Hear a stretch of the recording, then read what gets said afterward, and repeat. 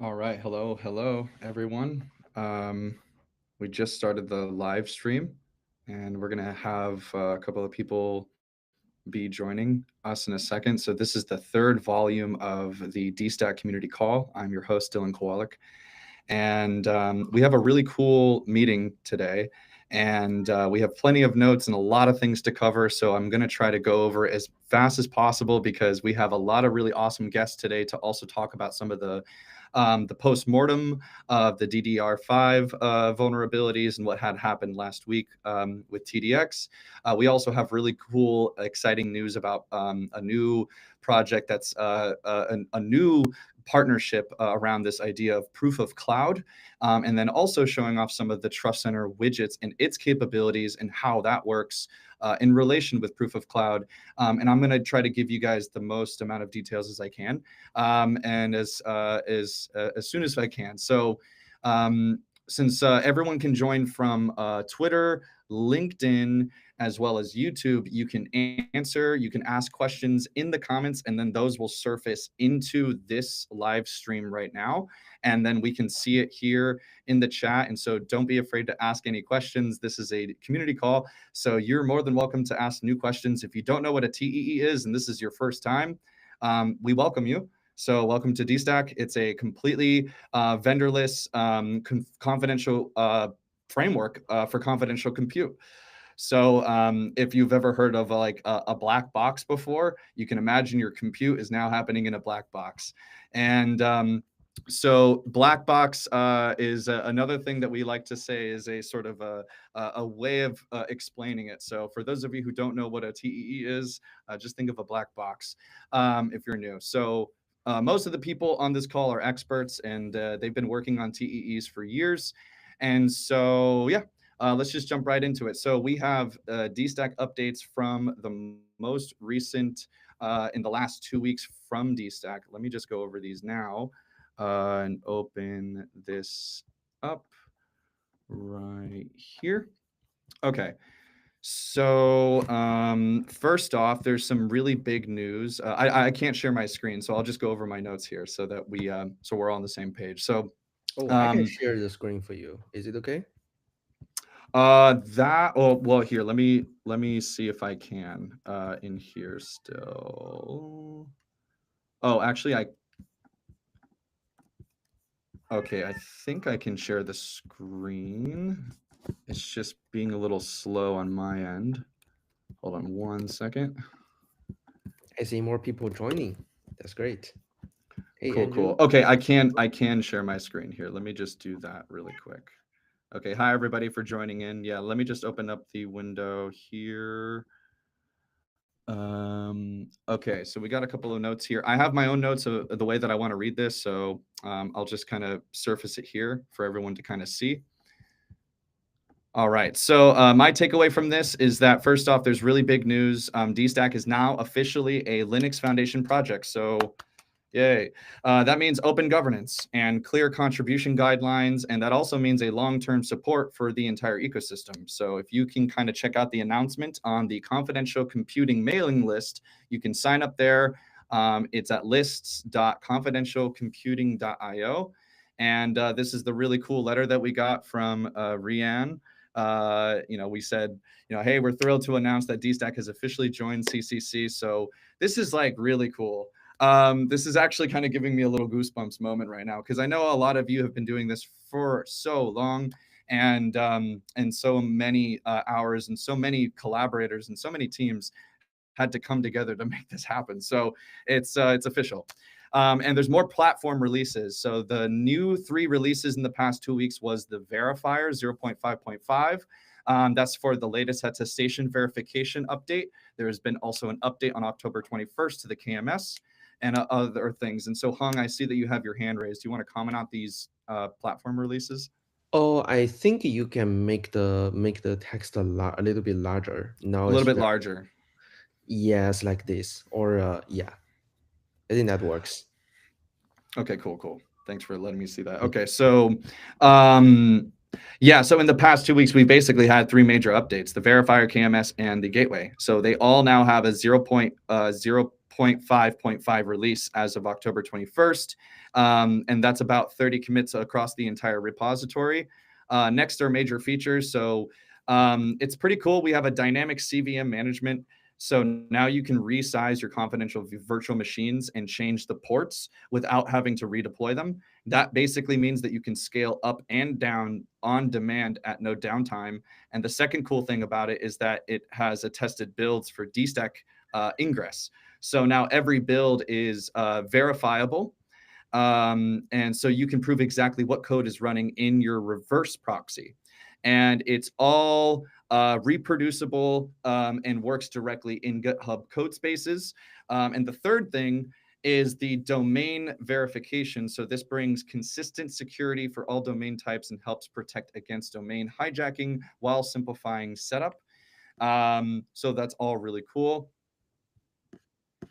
Awesome. So developer experience updates, and feel free, guys, if you have any questions, you can chime in. You can unlock your little voice thing if at any time.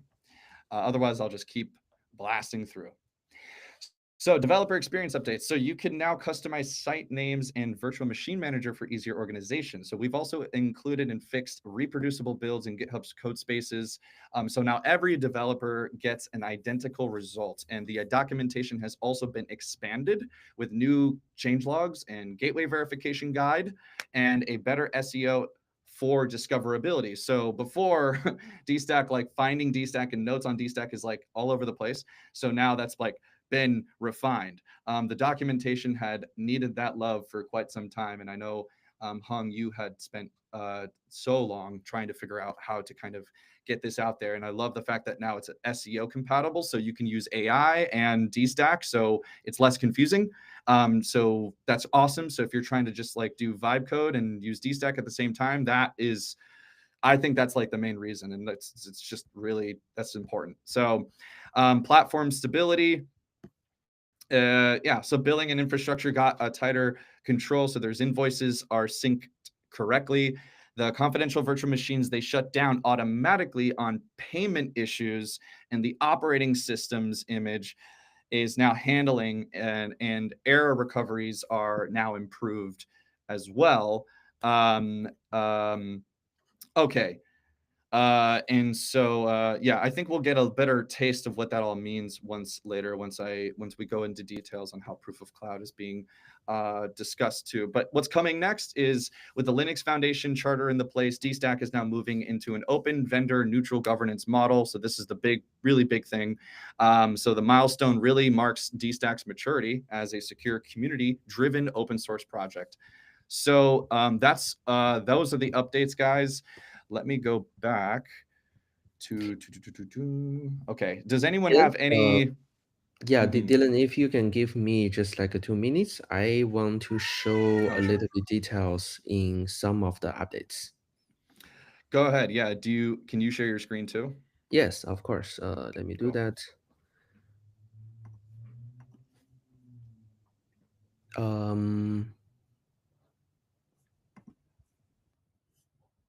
Yeah, can you see my screen?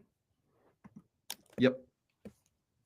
All right. So yeah, I think one thing I want to show is in the documentation, we do recently added updates on the domain attestation.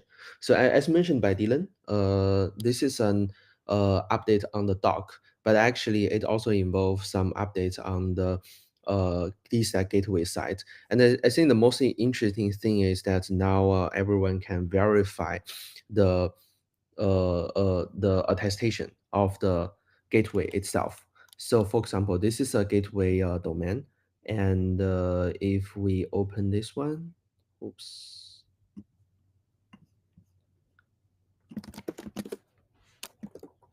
And you can see a lot of interesting things. Like first is account URI. It means this account is generated in the TEE and nobody else know the credential to access this account. And not only it has this account ID, but it's also attested. So you can see there is a key. I believe this is a SHA-512 hash of some key used to create this account, this ACME account. And then you also have quoted history keys. So those are all the TDX codes generated to prove that this key is generated inside this TE. At the same time, it is not just a one code. It has multiple codes, including all the historical uh, uh, accounts generated in the past. And you can also get access to, okay, this one is the account code. So there's only one account, but this key should be the key of the public key in the generated certificate. And in this documentation, it also shows how you can verify the certificate is generated. So for example, in this one, we can connect to a gateway domain and try to extract the public key from the TRS connection. And then the same time, we can get the current certificate from this ACME info.json file. You can compare that, and you can also check if this key, yeah, here it just constructed the string of the pre-image, then run the SHA hash. Then you get the hash, and then you can search this hash in this code to ensure, okay, it's a part of the code. So with all those evidences, now we have a 100% provable key generation in this gateway controlled TRS certificates. So I think this one is very interesting because now everyone can just verify everything by themselves. You can build your own tool, or you can just follow this tutorial to run the verification to ensure input output to any TRS connection is 100% secure. So this is the first thing I want to show. The second thing is a tested build. So in this PR, we added the tested build for DStack ingress, which is also a part of the network stack. And as a result, now if you check actions, there's a DStack ingress release. There's one release we just made a few days ago. You can see that now we have this attested build. It is published to Docker Hub. So you can see this is a link. And the same time, you can also check there is a attestation. So this is not a TE attestation.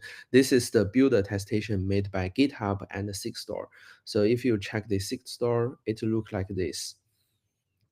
So in this attestation, it shows the source code URI, the source code digest. So this is the exact hash used to compile this DStack ingress image. So in this way, when you are using DStack ingress in your application, you can trace it back to the source code. So this is also a part to make sure the entire chain of trust is fully verifiable, because now I have the source code level attestation. All right. So yeah, that's the two things I want to add. Thank you for sharing that and going into details. Awesome. Thank you, Hong.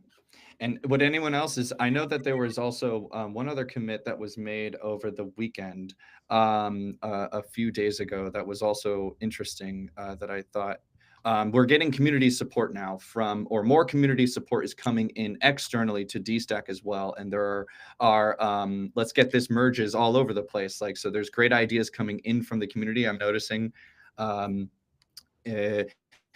Yeah.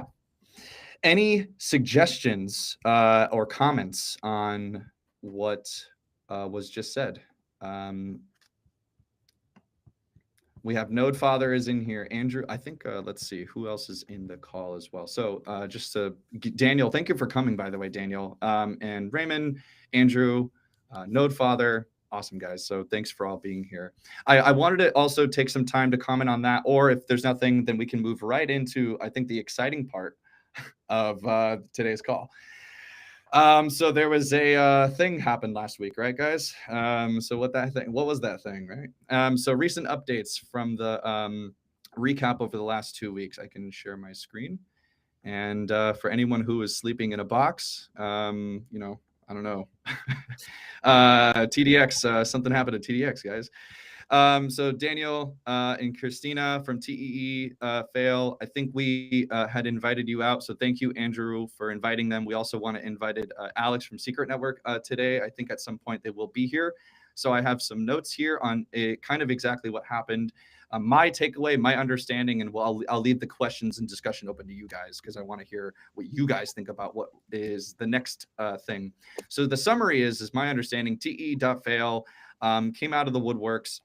The researchers demonstrated a low-cost DDR5 bus interpositioned attack that extracted TDX and SEV SNP keys, and even forged the attestation impacting the GPU confidential compute directly. So they emphasized that this was done with a physical attack, and it was using through deterministic memory encryption leakage, and it was feasible with under $1,000 of hardware. So that was pretty alarming. One quote that I got from here was, effectively, it was the extracted attestation keys can be used to compromise NVIDIA's GPU's confidential compute, allowing attackers to run AI workloads without any TEE protections. Another was also Fala's postmortem. The Fala said that the DDR postmortem attack was also required a physical access. It required no customer action was needed, though, because effectively the argument was that the industry's trust must add provenance, which I think was a key detail that was highlighted there, which I think is a great point to discuss, where workloads run and who can touch hardware via the proof of cloud. So this new concept kind of overnight, in my perspective, happened, but there was a lot of collaboration between others like Flashbots and Near and Secret Network, and so much happened, and I don't even really understand how that all happened. So you guys, I would love to hear your side of it. But the last thing is the quote that was interesting, which was the attestations proves what is running, but not where it runs or who can touch it. And I think the mind shift of where it's proving and how it's proving is now shifting. There were two other really good articles. Mona Vij is I probably am butchering that name. I don't know who this is, but from Intel shared Intel's response here. This is the latest security information and products update. So I could leave this in the chat just so that everyone has it, in case you don't, if you don't know it. I'm just going to leave it in the live stream chat here. And the last one was AMD's response as well to the flaw on its product security in space. So AMD is basically concerned on product security. So I think that was all. That all happened very suddenly. That all happened in a couple of days, and there was a couple of highlights and context for this. So it was a physical attack, not a remote attack, just to make sure that everyone is on the same page. The attestation key extraction enables convincing forgeries. It can happen under $1,000, and this proof of cloud concept is a combination, it seems, of attestation, provenance, and physical security. And Fala had made mention of that as well in the article. So some of the opening questions that I have, I know you guys can see these here, but I'll just leave them here.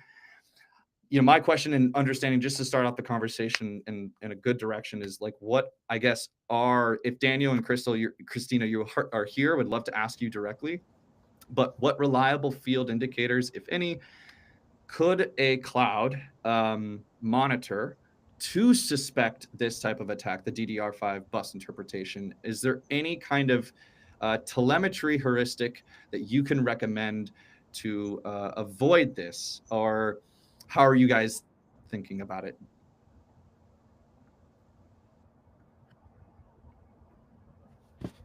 Daniel, I think, let's see if he's here in the chat, or maybe he can't. No, I'm here. Am I coming too? Oh, we can hear you. Yeah. So this is a really, really tricky one. So as the attack is happening, you might be able to catch guys going into your data center and pulling a chassis out and connecting weird stuff to it, and then getting your keys. So that you might see them actually doing that.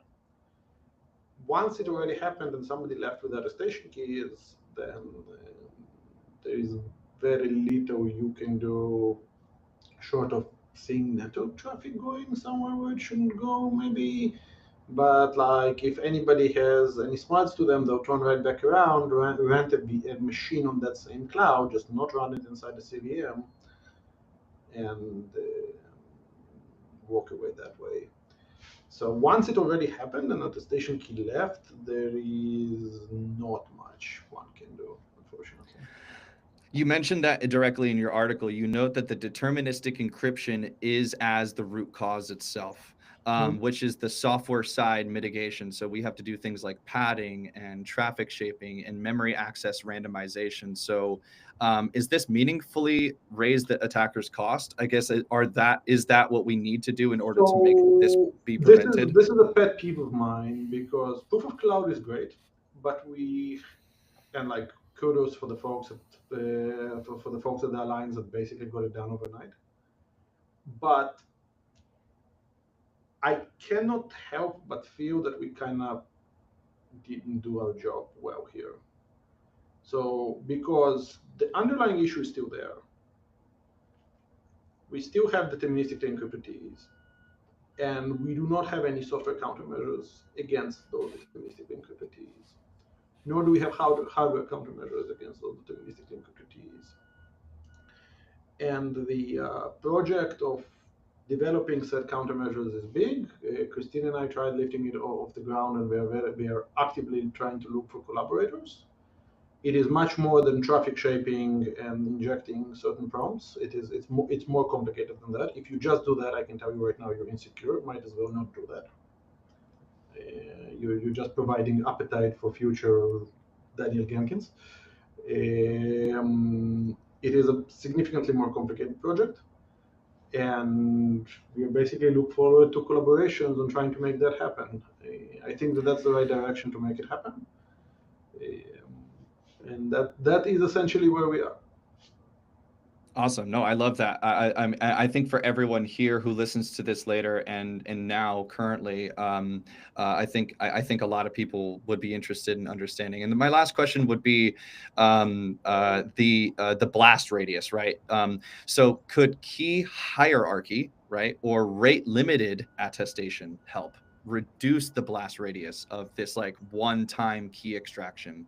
I'm just trying to understand the problem a little bit better, and that way we can have open questions for everyone here, just so I understand. I do not understand what you mean by key hierarchy, so can you try again, please? What I mean by key hierarchy is if there is a key and you have to either rotate a key, maybe it's a master key, maybe it's an admin key, whatever the key, right, whatever you're trying to protect. I'm just trying to understand, like, so you're trying the to hierarchy. So you're trying to introduce a notion of sessions into attestation. I'm just curious if that's a possible. Yeah. So that's a rework of the entire. That's a rework of the entire attestation thought, because those keys do not rotate right now. Once provisioned, the CPU can use these keys until the next TCP recovery. You're trying to introduce a notion of sessions where you have to get provisioned once every, like, whatever amount of time. That would place burden on whoever is provisioning you, in this case Intel. So everybody has to support to be on board with that idea. And of course, all you have done is you have basically means that you need a persistent attacker that can go into the data center multiple times, as opposed to going into the data center once. And unless your attestations TTLs are short, then me extracting a key right now and going and compromising folks' TEs and then running away with the money, literally, by the time the next session tick rolls over, the money is gone. So well, hopefully we can prevent that. Yeah, but for what that's what that thought leads me to. Yeah. For what that's worth. That's good to be aware.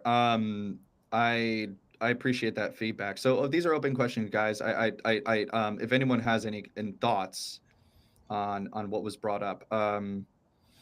But I guess like my question, because this is what I'm aware of, right? And you brought up the problem of how do we trust the who's providing, or where's the provenance at? And I think that's ultimately the issue here. So I guess like how do you want to? I guess like the best question here is how we can prove that the cloud is verifying provenance to a user or to I don't know, an API. How do you So, like? Dylan, I'll push you away from that. You're trying to say, okay, the machine is in the cloud and not in Daniel's hands, and therefore that machine is fine. Watch it. You still have a deterministically encrypted machine that uses weak encryption. The fact that it is in a better location than my basement is a good step forward, yet the problem remains unsolved. You still have deterministically encrypted TE. I see the point. Yeah. So, yeah, this gets into a really interesting, I guess, like landscape of what are the potential solutions. And I had a lot of feedback from a lot of externals personally over the weekend on Telegram and others who were concerned about this. And some felt that the solution was a cryptographic one. And I know that if Alex is Alex here? Because I wanted to ask Alex if there were at least discoveries or thoughts or suggestions on what could potentially be risk mitigations, because that's what we have to figure out, I guess, next. And as far as what we do as a good job, I think the best thing we could try to figure out is what caused it and how do we mitigate it. I'm So, very curious about like Andrew's opinion or idea on this. Like anything in your mind that could potentially solve that problem for TE.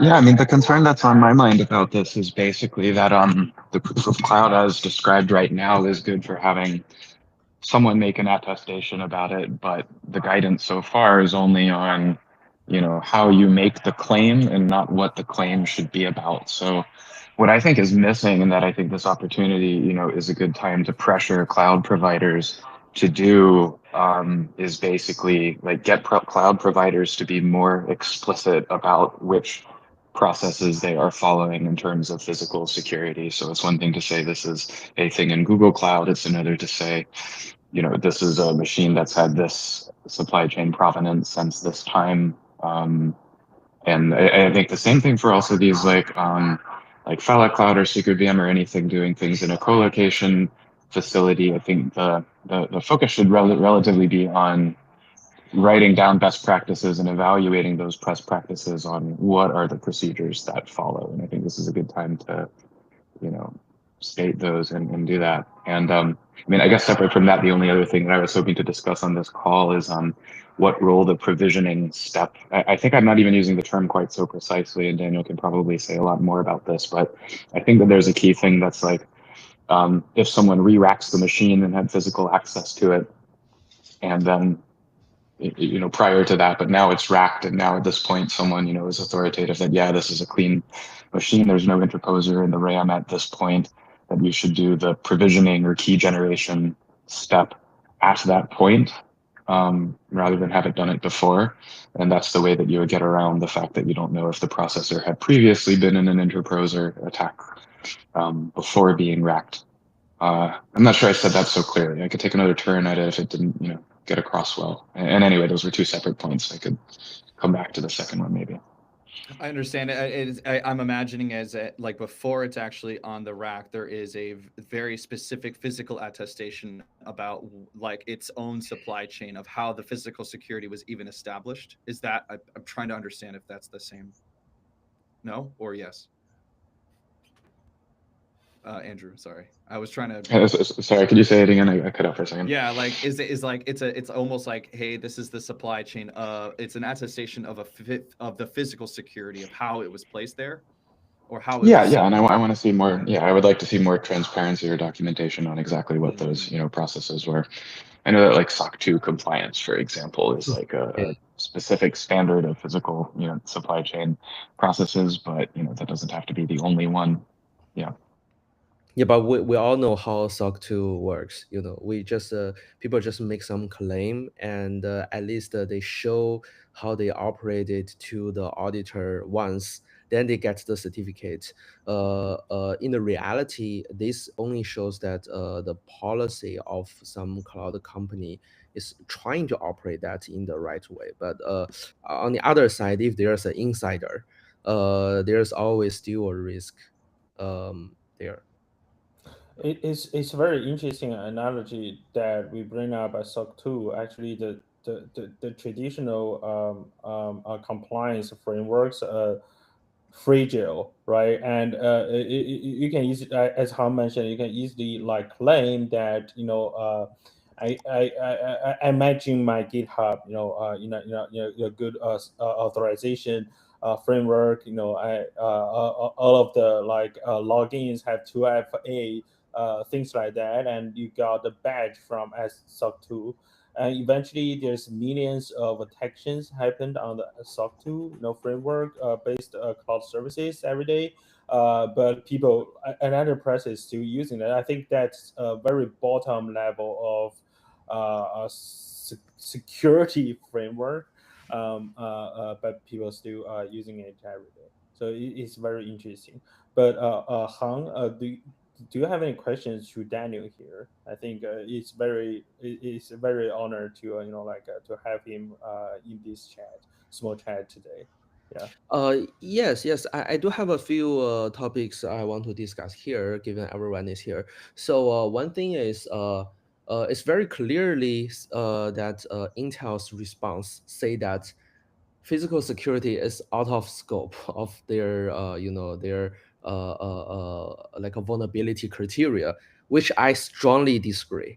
Because in the past, Intel has made a few I would say it's kind of like a similar problems, like someone tried to somehow modify the motherboard to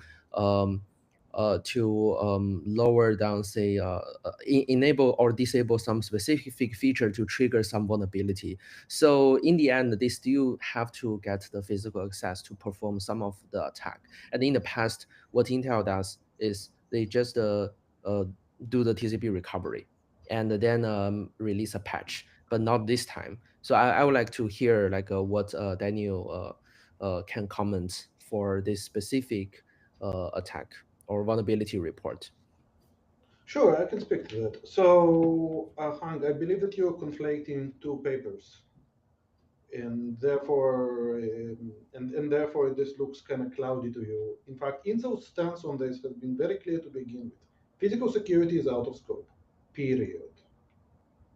Okay, it has always been like that. Now, I think that you are conflating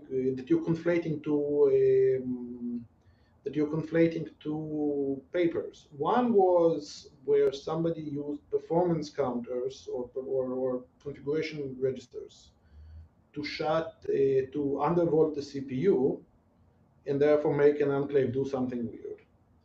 Yes, that can be fixed by blocking off access to configuration registers. This is not a physical attack. It is an attack that indeed exploits analog behavior, don't get me wrong, and the fact that CPUs are people too and also would like to eat. And if you don't give your CPU enough food, it will starve, right? But it is a software attack that has an analog property. The other version of this attack is I'm going to undervolt the CPU by modifying the motherboard. Screw your configuration register, I'm just not going to give it enough voltage. That one, there is no answer to, nor was there a TCP recovery. Physical security is out of scope, period. Okay, they are 100% consistent on that, and actually for very good reasons. If you want to say that physical security is in scope, then you have to start talking about probing and shielding and common criteria and certification against EM leakage. And that conversation is not taking place when it comes to pretty much any general purpose CPU, including the Intel ones.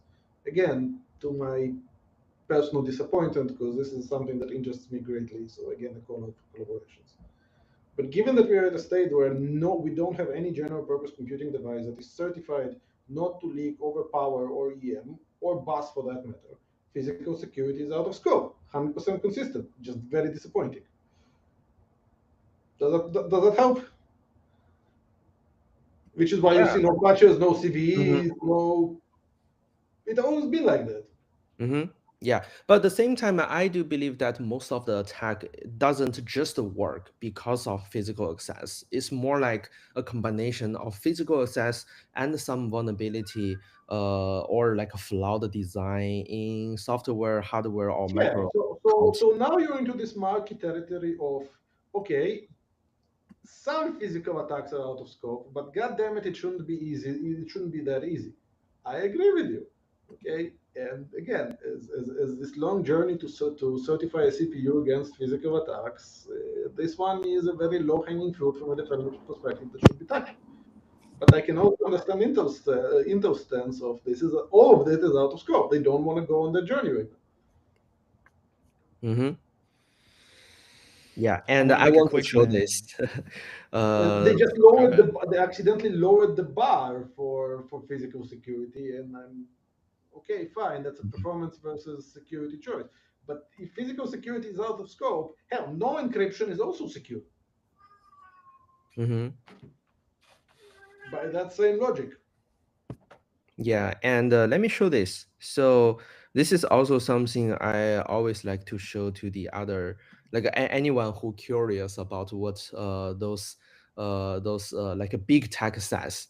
In Intel's website, they said that like enable isolation of guest OS and the VM application, which remove the access from the cloud host, hypervisor, and other VMs on the platform. They didn't directly mention the physical ownership or physical access, but this is what they want to say to the public. And another thing from GCP, they say that including hardened protection against the cloud service provider access, very clear. They say that okay, now you don't have to trust us. And Azure here is the same. The threat model aims to reduce trust or remove the ability for a cloud provider operator or other actors from accessing code and data while it's being executed. So yeah. I mean, they did a stop. They reduced the model. I now have to get out of my chair and go physically into the server. Can't do it with GDB anymore. Mm-hmm. But what if like the GCP or any cloud provider has an insider? Yeah. I'm not defending them. I'm just saying that has been their stance all along. Physical security has always been out of scope. It's just buried under English. Mm-hmm. Yeah. That's not no problem at all. So I think just a little bit more like looking forward. I think this industry still really need to put the physical attack as a part of the scope so that we can move forward. Because after all, the creation of TEE is to ensure that okay, now we kind of have some hardware guarantee that nobody can access the things running in the TEE. But if physical attacks is not a part of the security model, then it means that almost it is almost the same as a lot of weaker level of the protection, like secure boot with memory encryption without attestation, something like that. Yeah, so that's just my take. I do think in the future, like both the hardware manufacturers and also the industry should be aware of this kind of issue and try to prevent that in the long run. So, Hang, 100% agree with you, and this is a desperate call from an academic for collaborations. If folks want to get behind this effort, then this is a long journey that I'm very excited to undertake. And unfortunately, right now, not very resourced to undertake because it is larger than what we can pull off here single-handedly to make these CPUs better when it comes to physical protections and not worse. Totally. The thing that is for sure true here is when it comes to physical protections, we went backwards. Yes, they're out of scope, fine, but in terms of physical security of CPUs, the latest generation literally went backwards, not forwards. So making the situation better would be awesome. Yeah, of course. Sorry, I just want to add up like something. I've been very curious.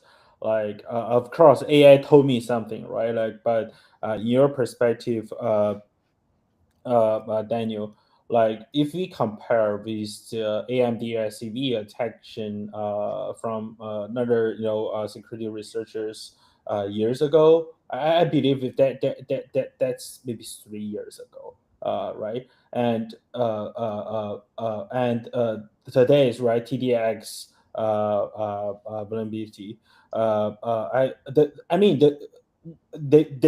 both attack targeting on the firmware encryption side, and it both use the how to say the weakness part of the deterministic memory encryption, something like that, right? There's some similarity between these TDX with the SEV, but there's also nuance in the differential, right, between these two attacks. So, in your perspective,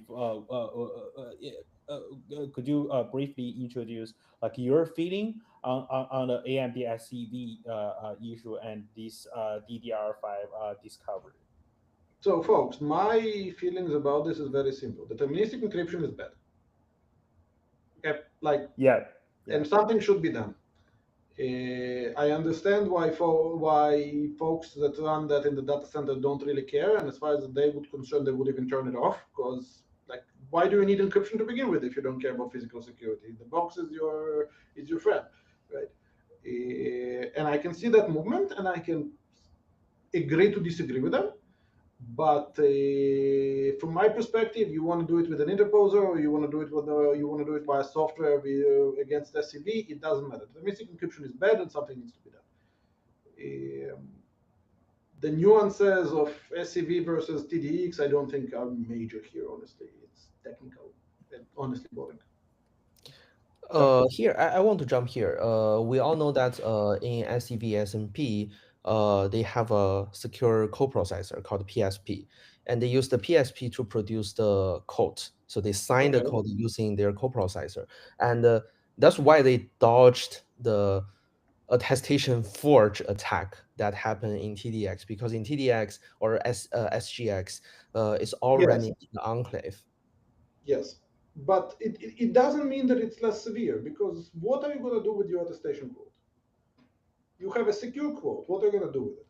Immediately, the thing you're going to do is establish a TLS channel, because that quote ain't worth anything until you have a TLS channel established to that CVM or that enclave or be it whatever, right? Okay, fine. That open SSL termination runs in software and therefore vulnerable. So you just push the problem one stream up or one stream down. It doesn't Yeah, matter. that's a good point. Yeah, that's a good point. And I want there's also another related question exactly to this. So a side channel, ciphertext side channel is a side channel, and there are a lot of other side channels. So for example, if someone writes some code, they just run a big loop, and the loop can leak the internal state of some encryption algorithm. So this is a very traditional time side channel. And there's almost a clearly say that there's no way to mitigate the time related side channel in No, this. no, that's not true. That is absolutely not true. What do you think about that?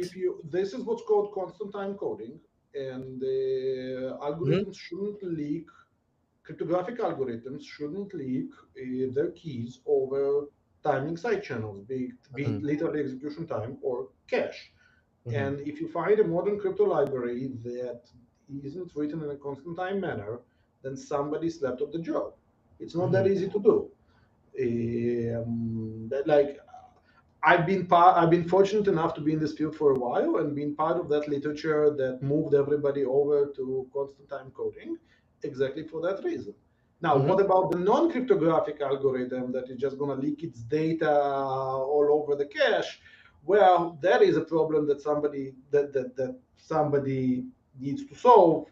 That somebody might be me, might be others, right? And that is a very active area of research. But leaking keys over traditional side channels, I haven't seen such an accident in production for a good while. Mm-hmm. I think an analogy is that now people use the crypto libraries which handle the constant time algorithm pretty well, and then leave the application level side channel attack to developers' responsibility.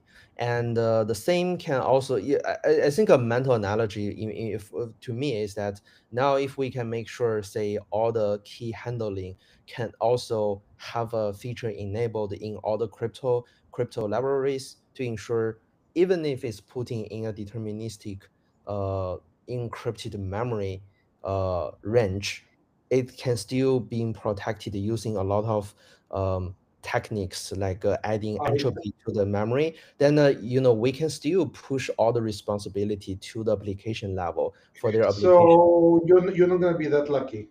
You're not gonna be that lucky. I suspect that this is significantly bigger than just injecting entropy. And with stuff like TDX, much more is sorry. Let me rephrase this. This is much bigger than reading keys. Stuff like adding entropy is insecure. Just like, honestly, guys, make my day. Somebody deploy injecting entropy without anything else. You just give me another paper. Please make my day. Right, increase the performance of my CD. Like I'm being very cynical here. It is not enough for very specific reasons. And because it is so complex, we need automated tools to transform code into this hardened thing. Mm-hmm. And now we can argue about how good the tools need to be, starting from your crypto library all the way up to the Linux kernel. Mm-hmm. One is something that is tackleable in today's technology. The other one is a big headache. Okay, but I feel that we need to embark on that journey. And saying that we will just secure the crypto library and throw everything else to the developers, I don't think you're going to get away with it. Why? Because I think like a constant time algorithm doesn't exist from the beginning as well. Because it behaves very differently. You are talking about the difference between address channels and data channels. Mm-hmm. Constant time algorithms protect you against address channels. Mm-hmm. When it comes to data channels that leak credentials on the floor, hell, if you have a data channel from OpenSSH that leaks the OpenSSH hash, I will brute force your password, get root privilege inside your CVM, and get your key with root access. Like, you can have your fancy crypto library from here till tomorrow. If your SSH client leaks the password hash over a data channel, then I will get that, and then brute force your password, and then just log in into your CVM, and then read your key. Like, it's literally everything in the machine needs to be thought of. Enclaves would be easier because I can't, like, the Linux kernel is out of the game. Mm-hmm. But when it comes to data channels, saying we will protect the library and everything else will be fine is very risky business because it's a data channel and not an address channel.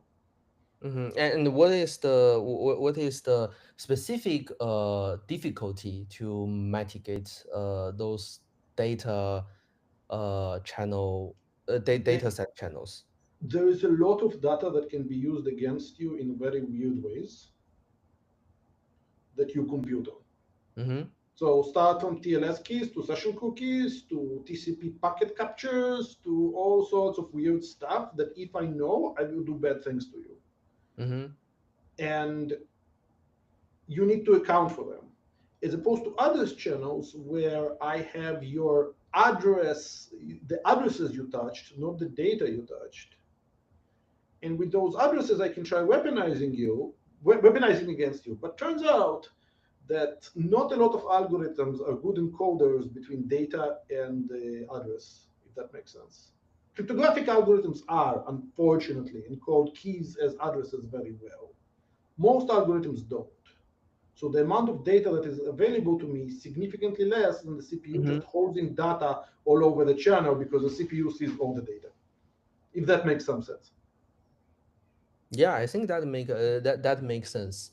Which is why like, Um, the level of paranoia or the level of neurosity when it comes to a data channel should be magnified many times over another channel. Got it. Sorry to interrupt. Daniel, I remember back in the days while we are in Flashbot Hacker House, there's were discussions about hardware design to solve the nature problems inside TE architecture itself. For example, like people raise ideas, let's use Puff, right? To to increase the key encryption levels to protect the keys, binding the secrets to tokens, something like that, to avoid set channel detection. But please correct me if I am wrong. But like my take for these your research report from your side is that even using a puff, it doesn't kind of solve the problems like the anymore, because the path won't help to change deterministic Encryption. encryption on the Yep. memory side. Yep. Is that right? That is Yeah. exactly right. That is Okay. exactly Cool. right. Got it. Devin, you're muted. Dylan, sorry, you're muted. Yeah. So my question is so it's like if I get any trail, any data pipeline that has anything to do with the key that was created at that time on that machine, you're saying based on every other set of information, SSH, to how it's sent, to how it's even encrypted with a seed, or even which seeds are provided to it, does that mean every single configuration it has to be verified and private Leaking from an data, external leaking data over a side channel, as opposed, so leaking anything is never good, okay? But that's a very easy statement that is pretty much meaningless, right? mhm. Now, I can tell you that leaking addresses is just like bad hygiene. Leaking data is significantly more disastrous. So leaking addresses, we were lucky. We managed to design this constant time code paradigm that says, well, I'm going to compute over secrets without leaking anything through the through the cache side channel, which is the classical side channels. We got around it. These can be stomped like that, and I won't say mitigated, but neutralized in some sense, or like made less bad. Okay, data channels I am significantly more neurotic about, because what data? Whose data? The CPU has all the data, and if the CPU starts dropping data, it will drop something that is exploitable. So if the password has its own like private language, why can't systems like interpret secrets rather than have and store secrets? I'm just kind of I'm trying to understand, like, since there are solutions as to like secret sharing, um, and there's lots of methodologies as to how a secret is shared between systems, so that you, even if you tampered with it, the secret isn't necessarily there, or at least it's split. Wasn't that the like the purpose of like Threshold and a Sure. couple of other Let's talk about threshold encryption or secret sharing, right?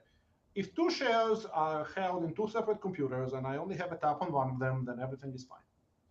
Okay, it's fine until you actually try to compute on them, because then you need an MPC protocol and you grind to a halt. But security-wise, it's fine. Performance-wise, you're not very performant. The next step is to say, okay, well, I'm going to put both shares on the same computer. At which point you start being performant, but you are in very, very hot water. So remember, the CPU sees both shares and might deterministically encrypt both shares and might give me both shares. At which point, go make an argument why I cannot reuse this information. That's actually proposed by some of the hardware researchers. They want to build a so-called trustless TEE, where you can have multiple implementation of some I don't know, it's key management or some kind of compute, but basically they want to run MPC on the same chip. But of course, this is already a little bit out of scope, because it's not a part of the design used by Intel or AMD right now. That is even bigger hypothesis, not hypothesis, but this is even bigger leap than let's get a team together to try to figure out how to not have sucky deterministic encryption and leave the execution core alone. Now you're saying let's design a whole new processor. I'm like, okay, well, if you can design a whole new processor, for sure you can help me find deterministic encryption first. Of course. So that moved to my next actually my final question. So you are right now you mentioned you just mentioned like different kinds of side channel, and there's the data side channel and the other side channel. But at the same time, even to utilize the data side channel, it doesn't mean you can get exact what you want to get from the memory. Although, because of the implementation problem, or just by accidentally some implementation can be exploited, doesn't mean it is that easy to be exploited. So I think if we move forward, how do you think this industry should target?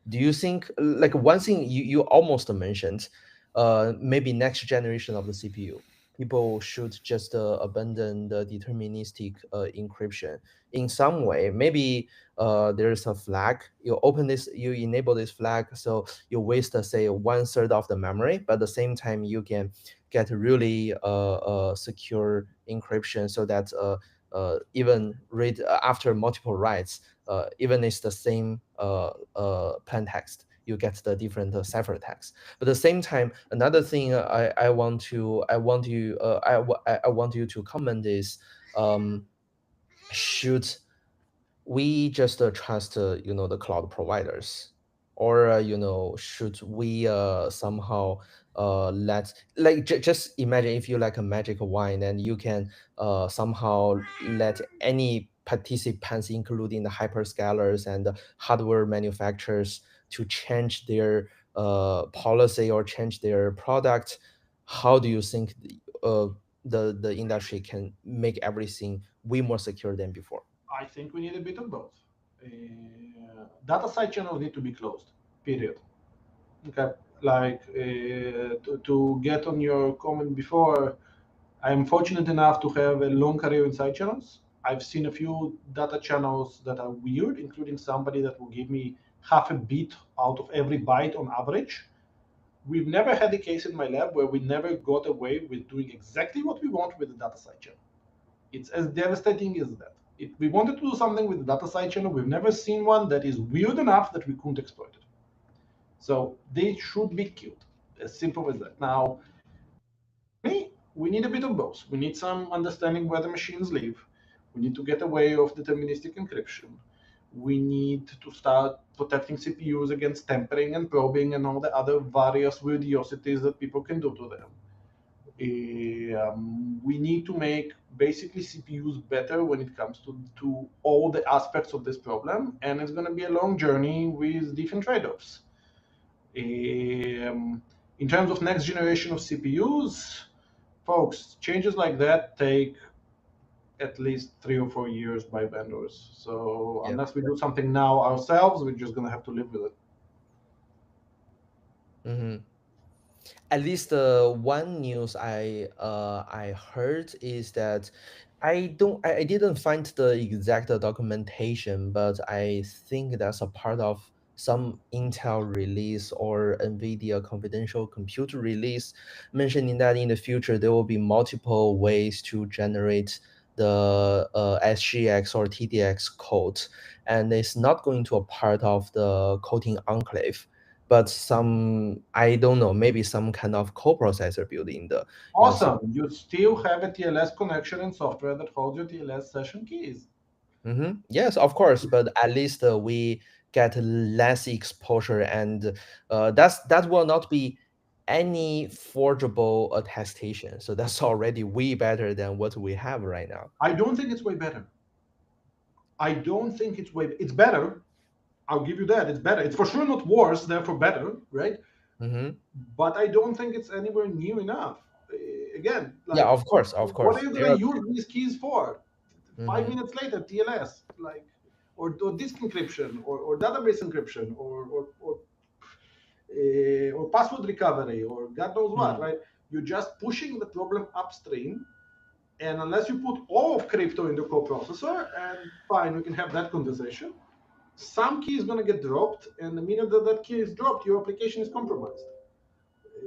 You're just making the folks that do this work like me analyze applications more and more, as opposed to analyze one attestation protocol and go home. And okay, that's a scalability problem on the attacker side, but that is only a scalability problem on the attacker side. Mhm. Got But it. just for the immediate threat, like one of that is forged attestation and maybe some others. How long do you think Intel can release some kind of mitigation? I wouldn't say it's a solution, but more like a mitigation to reduce the attack surface. Can or will? Oh, sorry. There's a difference between can and will. Yeah, can and will. Introducing a coprocessor into a CPU is years in the making.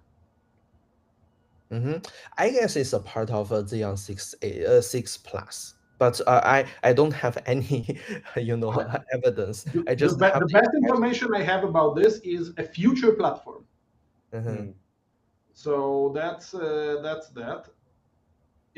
That's about Ken. Will, remember, physical security is out of scope. Period. Fine, I won't get an attestation quote. I'll find something else. Like, there are plenty of keys in that system. Hell, there is a root password in that system, and then I'll log into your CVM and do whatever I want with it. I think this is the difference. The different feeling I got from some friends in Intel. They are still trying really hard to mitigate all the known problem, not just like they say, okay, physical security is out of scope. Period. Instead, they are still doing a lot of things. Sure, but unless you Yeah. get away with deterministic encryption, which is a much harder problem for them than a security coprocessor, you still have a data channel and things will still leak. Sorry, gentlemen. Like, I want to interrupt in here. I think there's a relevant question from my side, but like maybe not directly go from that topic. Han and Daniel, Andrew, is Andrew still here? I guess so. Yeah. Yeah. Andrew, your team released a approval cloud paper, right? In I think 2 months, 1 month ago, but like. I think like that paper is aimed to solve the similar issues from this action. Like so that's why you raised the concept of DCEA, right? The infrastructure owner root of trust. Plus with the TE manufacturing approval trust, root of trust. And after Daniel released the TE fail, do you think the architecture design in that paper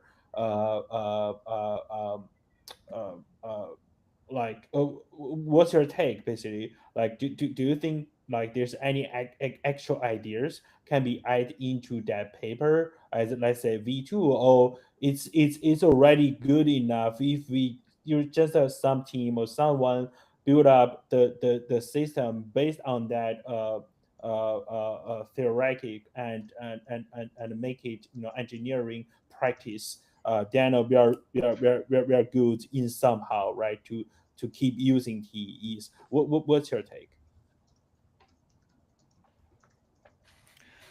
Andrew, I think this question was directed over to you, my friend. If you want to, I think you're. I'm sorry, I missed the beginning of it. Riverside booted me. I heard the end. I'm sorry. Sorry about that. I don't know what's going on. The paper yeah, you the were question- talking about, the context, was that on the DCEA paper? Like that one? Yeah, the DCEA paper, the proof of cloud.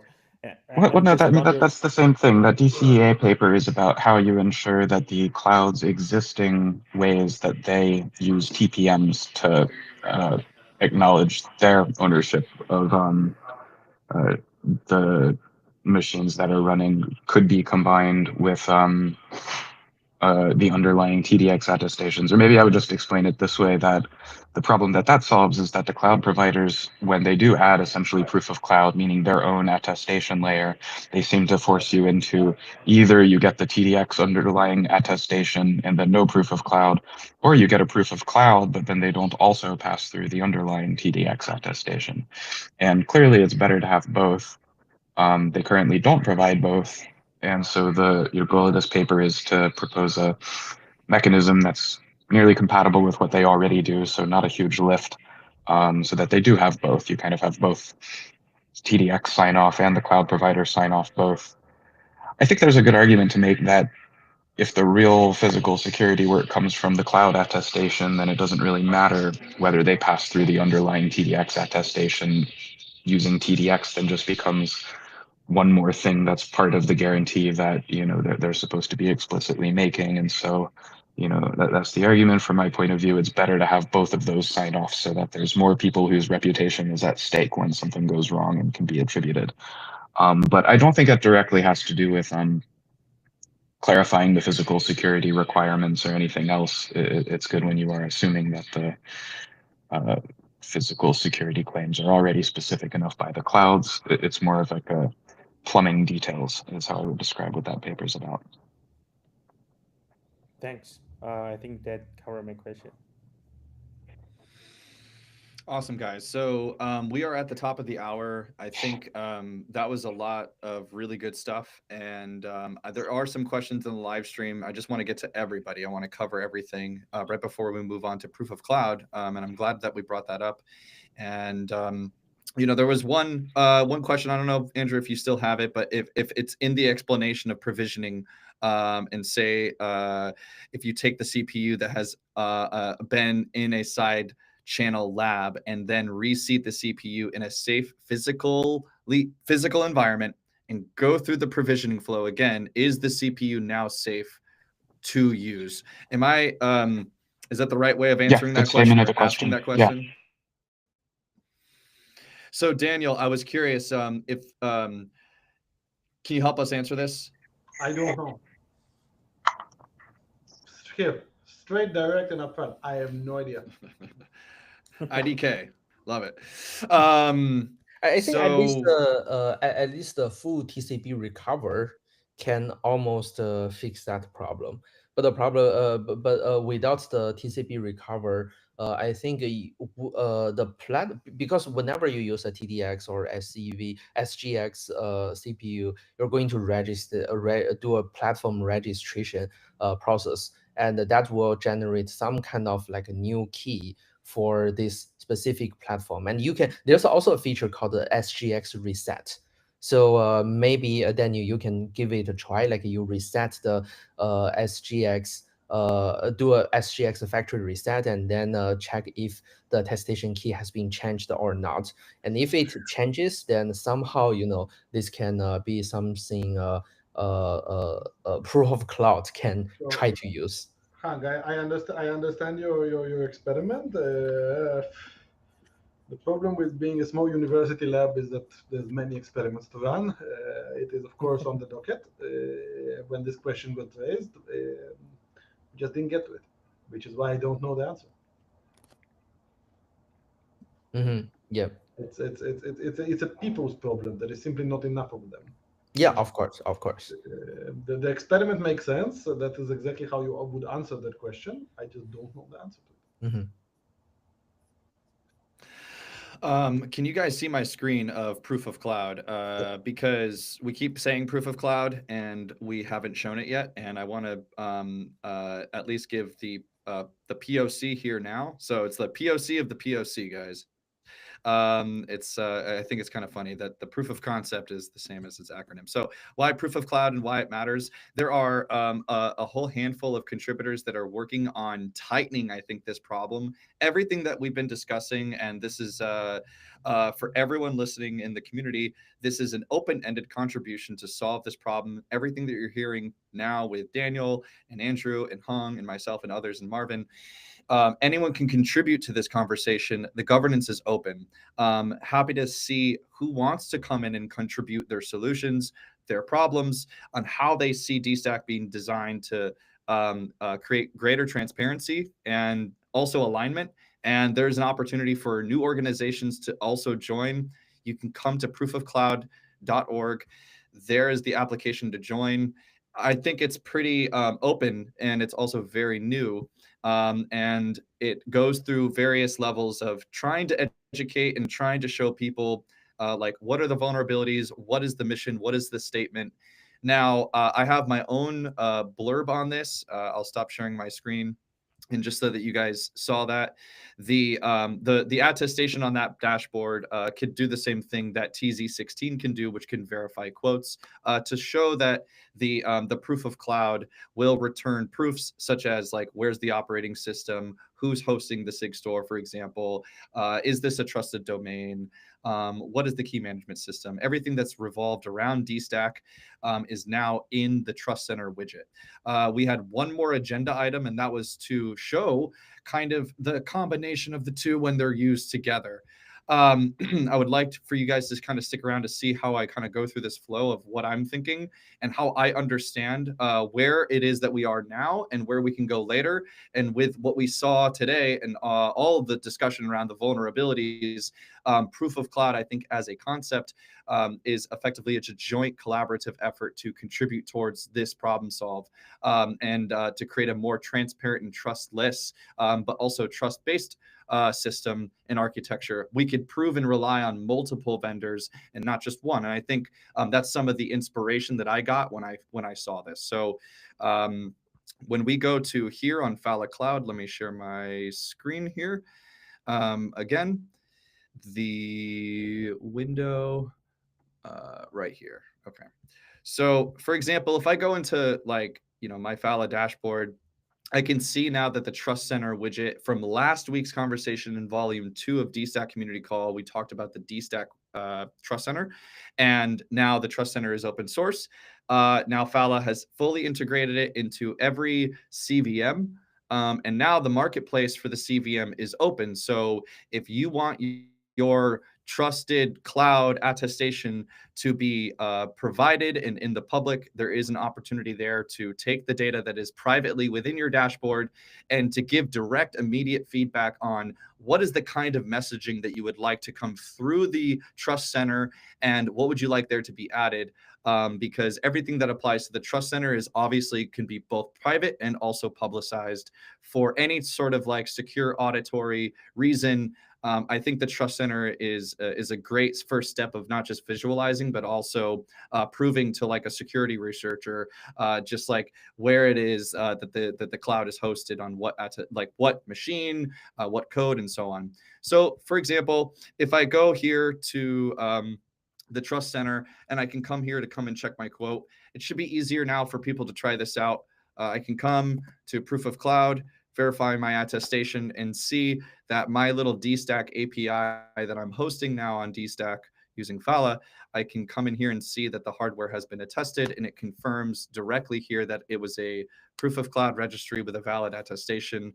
I can come and actually view the report and come and see with other providers that are trying to verify it as well, with other opportunities like ZK Verify, Automata, Phala, and I can download these systems and obviously, the report, and get the report data and then use this in any means that I need. And it's coming directly from the trusted cloud or the proof of cloud in this case. Anyone who's curious and wants to learn more information, please go to the proofofcloud.org, get involved and start contributing. I think it's an awesome alliance that everyone's working on. Now, I have a quick question for Marvin here. Because we have the contributors, and we know that the Trust Center widget is great for generating the quote in the Trust Center. We basically just showed you how we can copy and submit and verify an attestation, and then we can share that link result directly. So for example, I can prove to you that this is key by sharing this link And this could also do many things like prove a badge, prove something about my operating system. And so hopefully everyone who is new to DStack, they understand like that's the power that you have now with like verifying everything from the hardware all the way to the software. Okay, guys, so I'll stop sharing my screen. So just to get into the QA on proof of cloud, and this question is directed to Hong first. So Hong, this came overnight. I just want to know from everyone's perspective, but from your side of it first, is proof of cloud like a direct response to the recent, DDR5 vulnerability from TEE fail, or is this like more of just an in general broader direction that everyone was already pursuing? I hadn't heard about it, so that's why I'm asking. Yeah, quick answer. I think for because proof of cloud is not an effort of just one company. It's an effort of multiple projects and companies, and they do have different reason to join, right? Some of them, say Flashbox, they have been researching this for a long time, and some of them, like us and the Secret Network, it's more like a response to the recent vulnerability. So quick answer is I think it's kind of like a mix of the effort from multiple sides. Awesome. And I guess for the Trust Center, what is the best? Is it like, do we want to be able to contribute to the Trust Center or towards to the proof of cloud? Are there two ways of contributing, or is it the same thing? Because as I see the whole verify quote, I see how it directly ties into the Trust Center. Or are these two different paths in terms of how people contribute to these projects? Okay, so proof of cloud is just a simple organization, so everyone can join, and as long as you can help with verification or contribute to the verification mechanism, feel free to join. And this is a very open organization. It just have one purpose, which is to maintain a registry of non-valid hardware, so that it's not some random person can touch those hardware and perform the physical attack. At the same time, we want to put this as a like a very convenient infrastructure for a lot of users. So Trust Center is like a front end, a tool for Fala Cloud users and some other users, and it can just read from the registry, so that it can apply to the other tools as well. So ideally, Proof of Cloud can be a common registry, and all the tools built on top of that can read the data from it and show, okay, this is a valid hardware. So in the end, I think those are two separate things. But as long as proof of cloud become some kind of like a de facto, then you can imagine anyone who contributes to this proof of cloud registry can automatically be picked up by a lot of tools and infrastructure suppliers. And another really quick question, is DStack required to contribute to the proof of cloud? No. It even supports Brilliant. AMD SEV. Awesome. Okay. I see now the effort. Any other questions from anybody about proof of cloud? I know that we have a few contributors here, and also we have somebody new. We did have Mo. I think this is one of the first time I've seen Mo join one of our community calls, and I know Mo from a long time ago, and I know he probably has some good takes on some of the things that are happening. If anyone's happy to open up their mic just to kind of ask questions about proof of cloud, I want to see if Mo, if you, it's been a while since I've seen you, man. I wanted to ask you how long has it been? And Node Father, you're here too. So yeah, feel free guys to chime in. Node, I see your hand is raised up. Howdy. So yeah, my main question on proof of cloud at the moment is just I like the goals of the alliance and like the problem that's trying to be solved, but like as it stands, my understanding is like on Secret, for example, I have a validator and nodes, and I run infrastructure on Secret. So Secret uses proof of cloud. Other people can use it too. So this is just the example that I have hands-on experience with. We can point to proof of cloud and say Secret is not impacted. But I have a node on the network, and it's in a co-location facility that I physically can access. I can go there and do the attack. So is that like the intended posture of proof of cloud? Or is there some end state, or is there even like a time soon where, like, if somebody points to proof of cloud, there's either a differentiator that, says like, hey, you know, these people don't have physical access. Like maybe it's on Azure, right? Like if you're a customer on Azure, you're not getting physical access to the hardware. There might be some scenarios where you could, but Mhm. most of the time you're not. So what's the intended posture, and is this posture going to change soon? Because right now my understanding is I can extract the master key on that, but also that people point to proof of cloud and say, hey, we're not impacted by fail, SGX fail. Let me try to repeat your question. Make sure my understanding is correct. Do you ask, what if some machine got compromised, join this network, and somehow get a share of the master key or just a copy of the master key, although the other nodes are secure, but the fact one of nodes got compromised can still make a big damage to the network. Is this your question?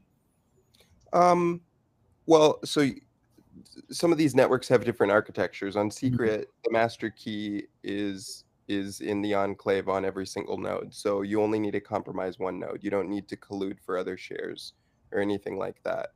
But my real question is, like, on proof of cloud, you point to use of proof of cloud and you say, people in general, like these people in the alliance, they say, we are not impacted by SGX.fail.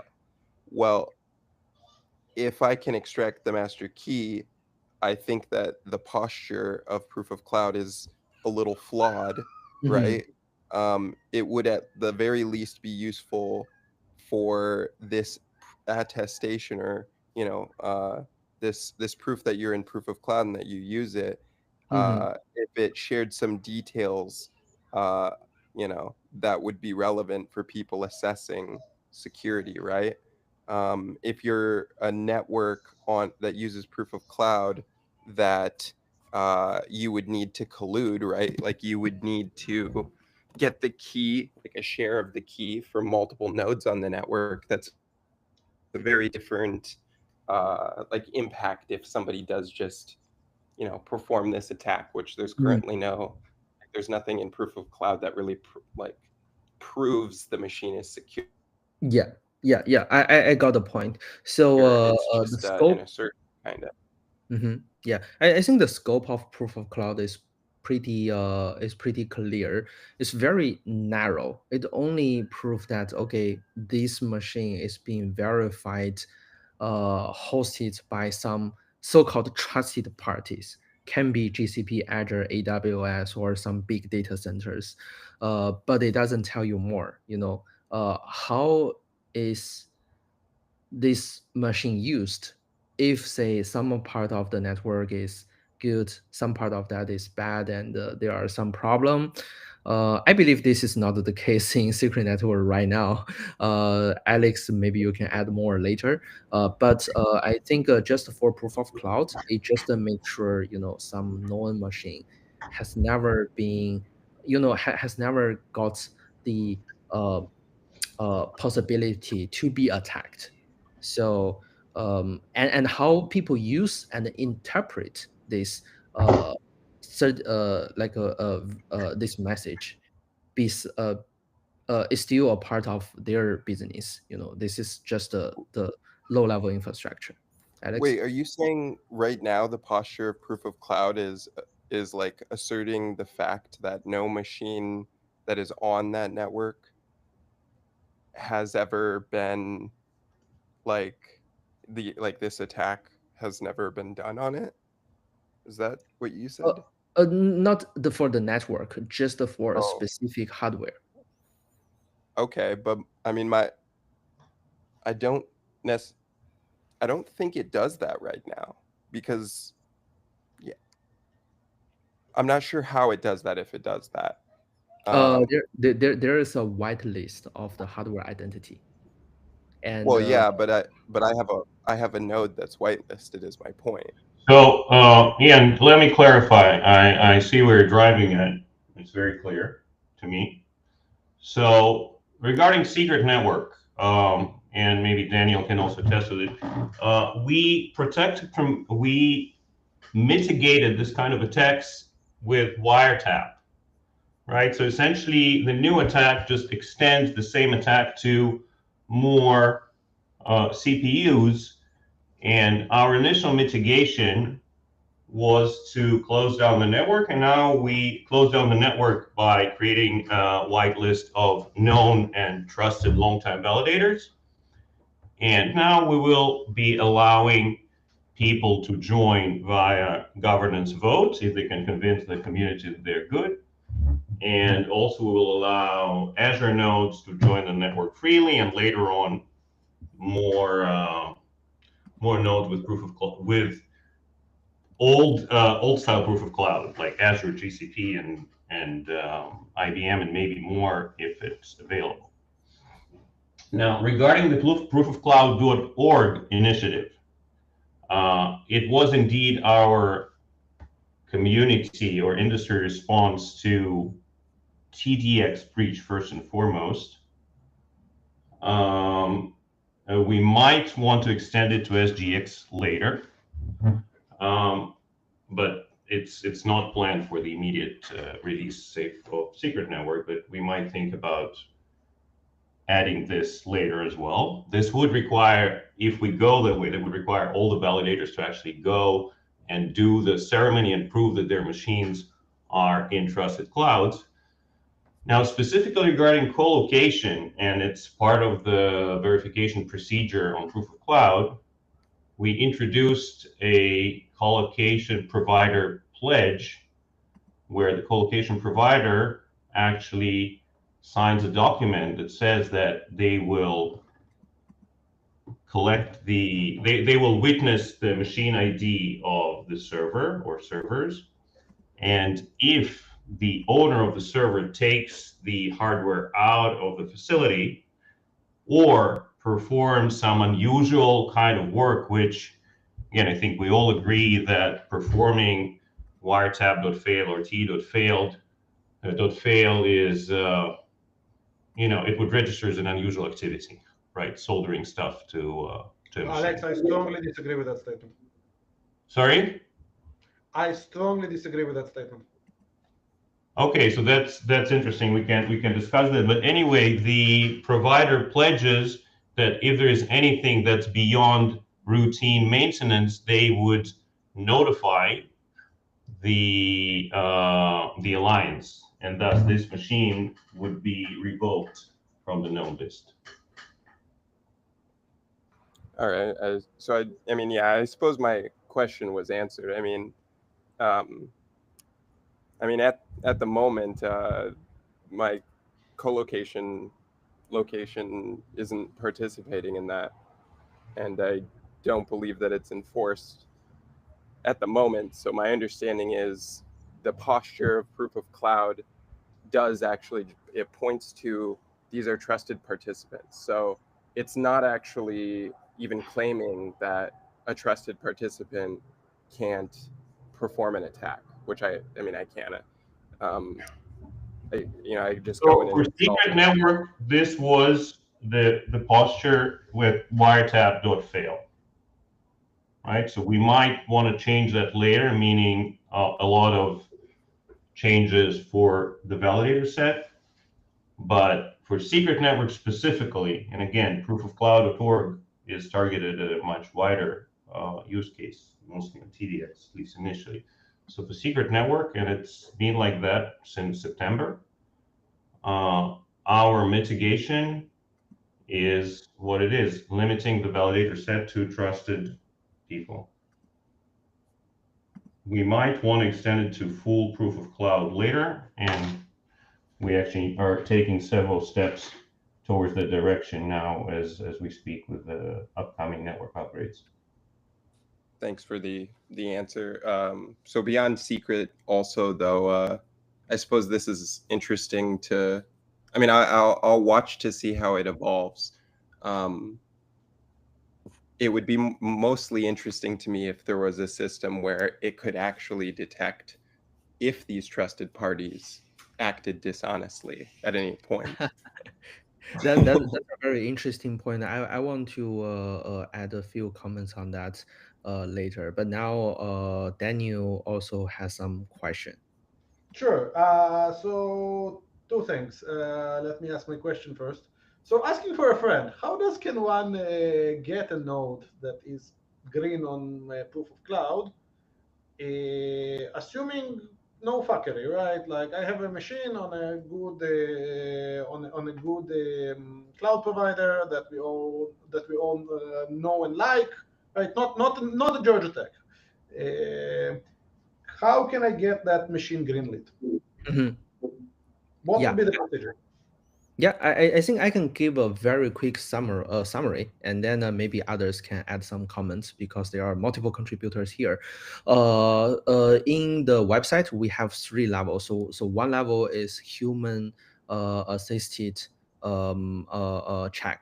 So imagine if we claim some server is hosted on OVH, and assuming we trust the OVH, so we don't have the access to the OVH physical hardware in any way, unless we collude with OVH, but that's already a part No, of but let's say I have a server on Google Cloud for that matter.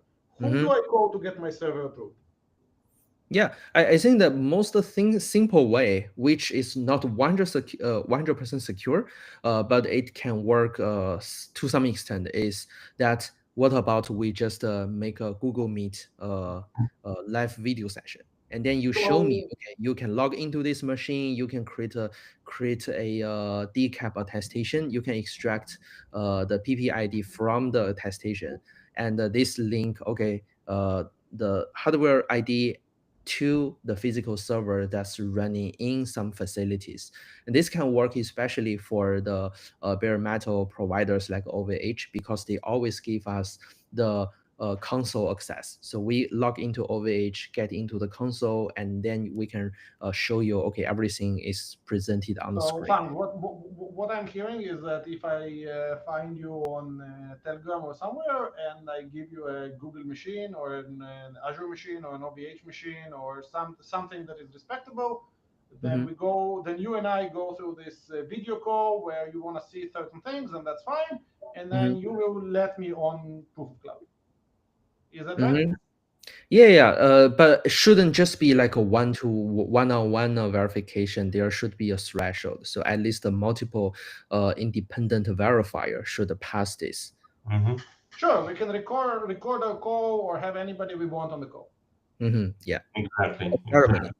So, and we already did a couple of those to set this up. So Alex, you might be seeing Alex and Hang, you might be seeing some requests from me about that. So that's one, and two is my comment about. So I'll pick you up on that. I'm being pretty serious about that. But Daniel, we're not authorizing any machine of yours, right? Yeah, exactly. So no, not mine. It's on Google Cloud. Really, like. Okay. Well, yeah. But Daniel, I have a whitelisted machine. If you want me to spin you up a VM, I can do that for you. I would. I don't want to collude you into my little tricks. With all honesty, it's better. Things like that are better done above the table. So here, Daniel wants a machine on a cloud provider above the table. Like, you can call this Daniel's machine. So that's one, and two, Alex, regarding what it will actually take. Does this work of putting in an interposer look like normal work? Go look on te.fail. There is a marvelous suitcase that contains the logic analyzer, and people with technician bags walking into a data center to replace RAM and to connect a cable for debugging is completely normal. You will never see it. Like, okay, so that's a good point. I think we might review the pledge if we we need to make sure that the provider verifies that, or I don't know. Let's discuss Like it. how it's literally the equipment is now so small that it fits in what is not even a carry-on. It's a 17 by 17 inch suitcase. Like it is trivial. Like I can see the let's not wheel in a logic analyzer on a card that is like big and scary. Yeah, like I can get that. We got that argument with Wiretap, which is why we still .fairly one update. The equipment is so small that it looks like I'm a technician with some computer parts walking in, and here's my crash cart with a monitor and a keyboard that I like because I want to see the VGA output raw. And by the way, there is this cable to debug RAM. Good luck. Like, Yeah, and the battering RAM example has the open schematics to build this thing that you put between the RAM and the motherboard. It is very small. yeah, like I think a major point of proof of cloud is still based on trust. So like we trust the OVH is never going to attack themselves. GCP is never going to attack themselves. I think this is the point. But for collocation, of course, that's another story. no. But what Noah is saying that you also trust Noah personally not to go into the data center and steal all the money. That is exactly Yeah, what that is a part of the collocation verification. So first of all, I don't think like any server running on in anyone's home is going to pass this proof of cloud. It's not going to work. At least it should be put in some like a co-location facilities. And to my best knowledge, most of the co-location facilities, they have like the CCTV on 24/7. So if you do anything malicious, maybe it's not going to be caught immediately, but there's always the archive. No, Han, you don't do it like that. Absolutely not. Noah walks into his server, pulls out the magic bag with the logic analyzer, gets the key out, walks out of the server, and then waits 2 months. Mm-hmm. And then And after it's and then after that footage has long been erased because nobody keeps records for 8 years, you're gonna see attestation breaches from a proof of cloud allowable system. That's how you do it. yeah. I think theoretically, of course, Sorry, you not for putting you on the spot, right? But like that's how you do it. But or it just depends on what the secret is, right? Like if the secret is just making transactions private, you just de-anonymize that and you give it to chain analysis or whoever wants it. Why would anybody? How would somebody know what machine did it, and how would they even know if you just like if it's a type of secret that doesn't steal someone's money? But with a forged attestation, I think a lot of problem can be a real problem. I mean, like in integration, yeah, this is a part of the application side. But for a secret network case, integrity is guaranteed by consensus, and the confidentiality is another thing. If someone has the forged attestation, then that could be a risk. But here, I think for proof of cloud, in my mental model, there are a few things I always keep in mind. First, I don't think this is a solution. It's to its best kind. It's a mitigation. It's like a defense in depth mitigation. Just in case there is a 0 day or there are some bugs that cannot be fixed in a short period of time, we have to rely on that. Second one is proof of cloud is based on trust, based on what you trust, right? GCP, Azure, or cloud provider, or the node operator depends on how you trust it. And although right now on the registry you cannot see who you are trusting, but I think next version, a very good idea is to clearly say who you are trusting. Like you are trusting GCP, you decide you trusted that or not. Or if it's like a co-location facility or some node operator, we can put their name there so that you trust them based on your I judgment? would add a level there, which is, so ideal version of proof of cloud is no one can access this thing unless you're Google. Yeah, Fine. that's the ideal case. That's the ideal case. Mhm. And I think that proof of cloud idealized want to be that. But until we're there, I think you want levels. And, the bottom level is Daniel can't access it because it's not in Daniel's basement, right? And then Node can't access it because because although Node is trusted, it's not in Node's, it's not in a colocation facility. And then on top of that is that nobody can access it because it's like literally. Right? Yeah, And I would strongly suggest you guys add those levels. And for folks on this call using this, nobody that has access to this is the only acceptable level of trust. Guys, this equipment is very small and very easy to build.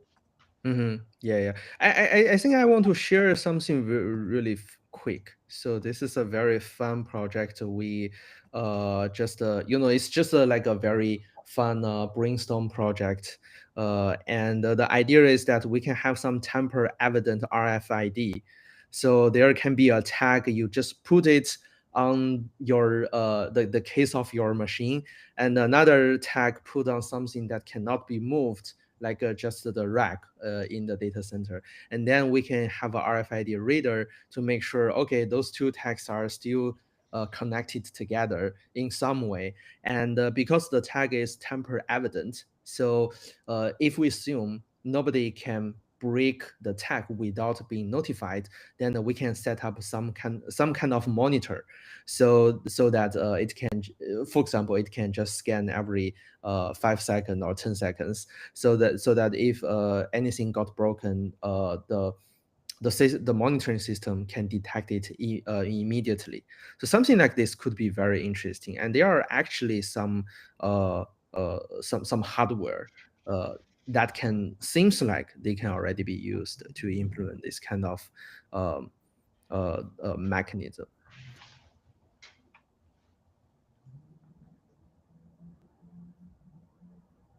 I think cool. if oh, sorry, go ahead. I was gonna quickly interject. Is that Mo just had a question, not question, but sort of like prompt reply, but that there were layers, like there are tiers and layers, like how GCP has its own data center layered security.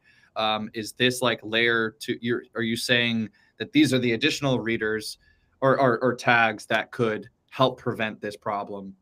But what are these tags, I guess, is my question. I'm trying to understand what is being added. This kind of things. So RFID tag, and if you break it, then it will die, and you have no chance to fix it in a very short period of time.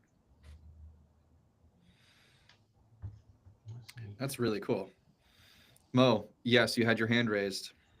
Folks, I'm gonna have to drop. Thank you so much for having me. Daniel, thank you for being here and answering all the questions and helping us and being so insightful. Really appreciate it, and hopefully we can have another call next week or next time. Sure. Anytime you invite me, guys. I'm gonna stay on the mute basically, and at some point drop silently.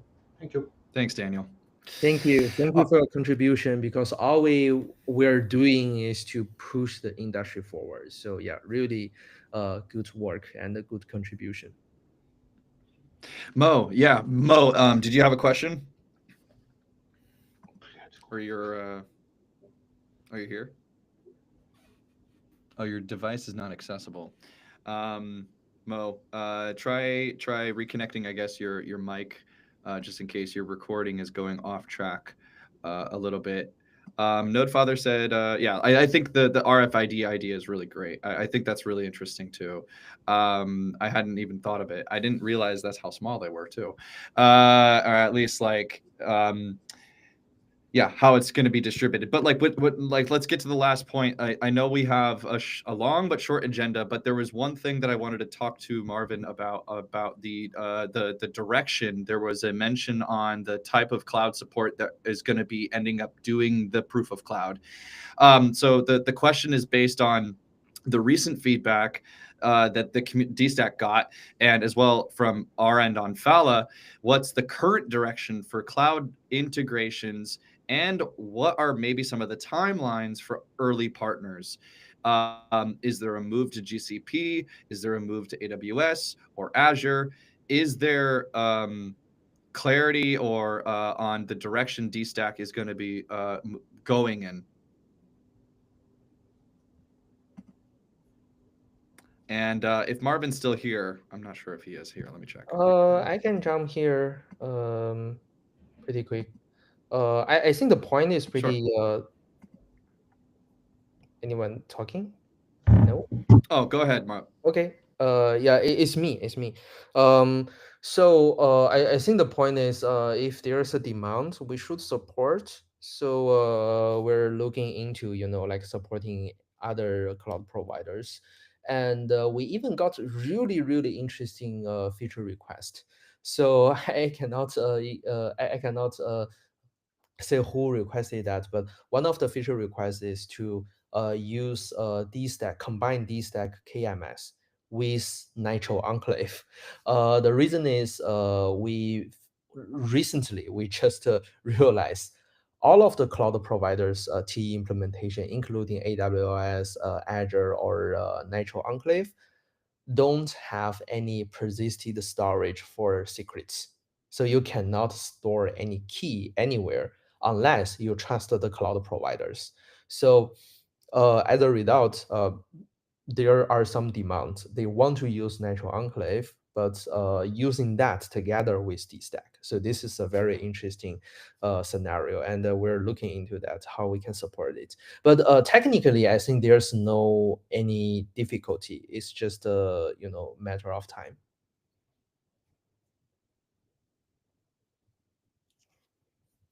Dylan, you're muted. Yeah, I'm curious what that feature would unlock. Nitro is software-based TE, right? And so it's a mix, it seems, between DStack and using Nitro. So sort of like a hardware-based, software-based TEE solution, it sounds like. Am I getting it correct? Yep. Okay. Awesome. All right, guys. Well, thank you. Mo, you're back online. Did you have a question still? I know I was giving you time before. You were jumping in and out. Sorry for Riverside being so clunky. So if you want to ask now. No problem. Can you hear me now? Yes, sir. Awesome.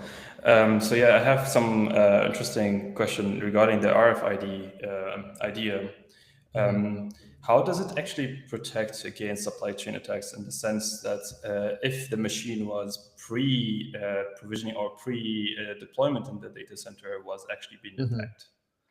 That's a good point. I think one of because there are a lot of things we can change, and this is just a very rough idea. I think one thing people can do is, what if this RFID is actually attached when from by the manufacturers? So like say Supermicro, they produce the server, and once they finish the produce, they can attach the RFID tamper evidence seal there in some way. Then it means that if we trust the Supermicro, then even the operator is not really need to be trusted, because if you open that, then okay, you invalid the seal. Then the only way you can re-add the seal is by sending it back to Supermicro. Then Supermicro can do a check, and once everything is good, then they can apply that back. So something like this. But of course, this is very hard because it will engage even more people to join. Another way is that what if we can have some third party, or even just the first party, to check all the hardware by running like a live video session. You can have a video record. Okay, I open this case of the server, and you can investigate everything you want, and then apply that within this video session in some way. Or if we can invite a third party to do that, that will be even better. But besides all those ideas, we actually know Apple's PCC already have some similar mechanism deployed. So what they do, if you search Apple PCC private cloud compute, and they have a very long documentation mentioning how they can defend the physical attack. And one of I think one of the page saying that they have some tamper evident setup built in their physical hardware. And once they have produced that, they are going to turn on the switch. And after that point, if you open this box, then the entire server will be invalid, and their attestation will never be used again. So they have some kind of mechanism already deployed. I think that's very, very interesting.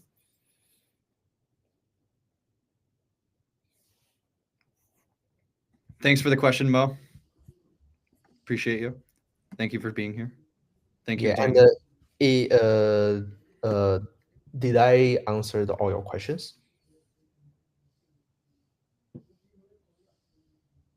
I think Mo, did you want to respond?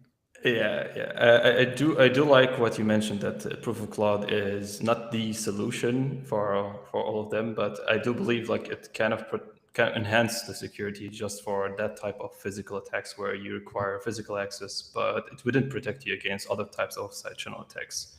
For example, the control type of side channel attacks like timing and cache based, where if you are, let's say, allow list a specific PPID of like an OVH server, that operator or the host that has control to the hypervisor could technically still conduct type of attacks on the running VM instances. But for those type of attacks, there are also mitigations that one could apply on VM level, for example. Yeah. But I just wanted to highlight that I do like what you highlighted, that proof of cloud is it's just an orthogonal incremental security enhancement on top of the DE security scope. Thank you. Awesome. So we this has been the longest call ever, and thank you everybody for being here for so long. I think we can go on for hours, and that's exactly why we have these calls, so that we can get the conversation going, and to solve these problems. And we're not doing it where it's like easy peasy. This is very hard stuff.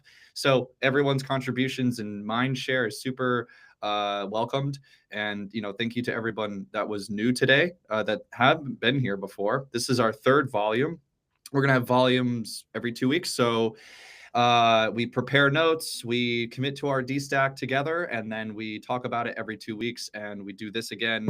And if something happens, we talk about it. And there's kind of no bullshit with some of the things that we're really saying. So Daniel, thank you for being just honest, and Alex, thank you for being just so frank and direct and understood of the plan. I think everyone had done so much planning and breaking in such a short period of time, and I want to highlight just how much effort everyone really contributed towards this. And everyone can be found on the proofofcloud.org page now. And if you want to contribute now that you've heard the discussion and you're new and you aren't in the process but would like to be, I think everyone would be open to contributions.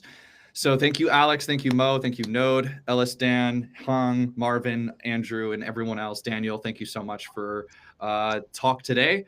We're going to close his sessions out today. So this is still being live streamed across LinkedIn, YouTube, and Twitter. So next time we'll have the same conversation. Please sign up on the Luma, and then you can get a spot into this conversation to ask questions live on air with experts that are in trusted execution environments. And I think that's a wrap. So thank you, everybody. And we'll see you in late November.